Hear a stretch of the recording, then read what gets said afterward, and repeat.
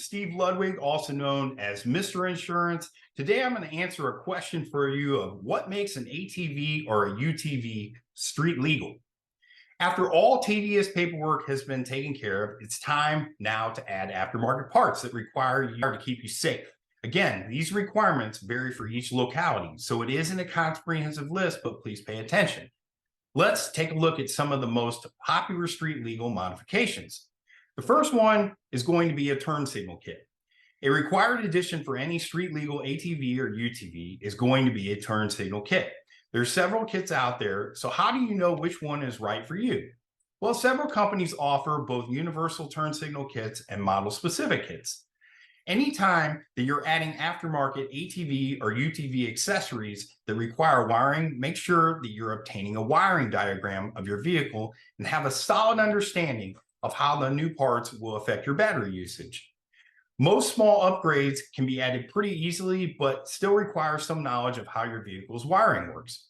Many aftermarket kits are going to be plug and play, which means you don't have to mess around with a bunch of wiring, complicated wire connectors, etc. You just plug it in and you're ready to go. Another thing to note when purchasing a turn signal kit is that all is included in your purchase.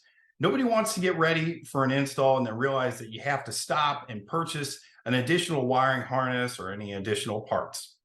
The second thing is going to be a windshield.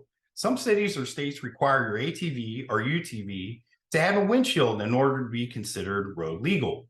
This means that this is going to help protect the driver and the passengers from all sorts of dangers while driving in traffic and at high speeds. They are also greatly increase your cab's comfort level by keeping out cold air, rain, debris. And windshields are especially nice if the truck in front of you kicks up a rock at highway speeds. I think we can all agree that it's better to let the windshield take the hit rather than your face. You'll want to consider both design and material of a windshield when deciding which one is right for you, though.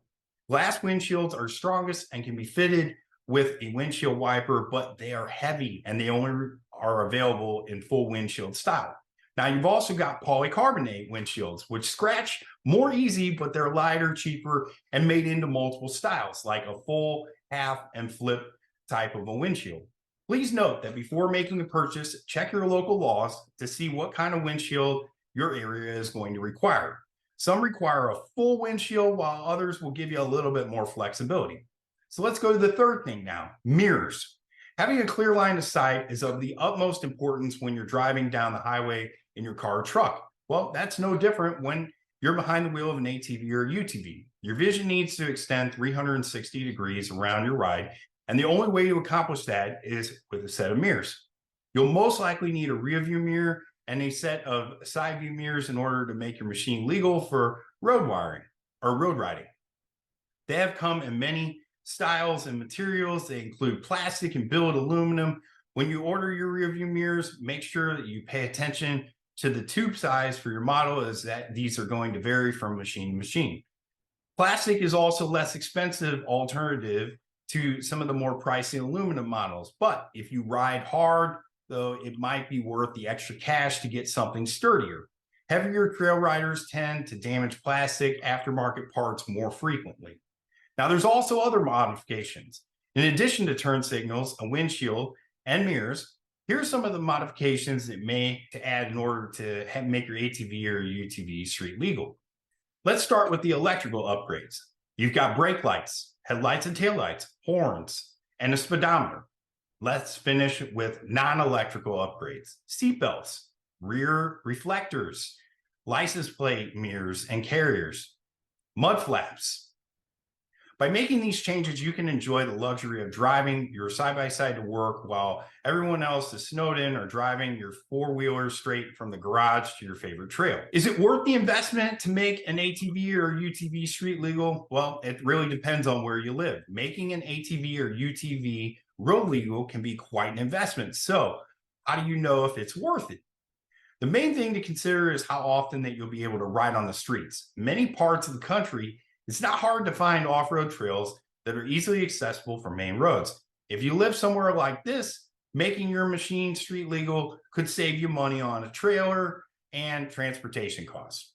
Many towns and communities are also deemed Golf cart friendly, meaning you can drive off-road vehicles legally within city limits.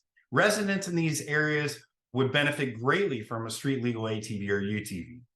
Being able to take your side-by-side to the grocery store can save wear and tear on your daily driver, not to mention gas and maintenance. We want to emphasize again, though, that the recommendation of this article may not apply for everybody.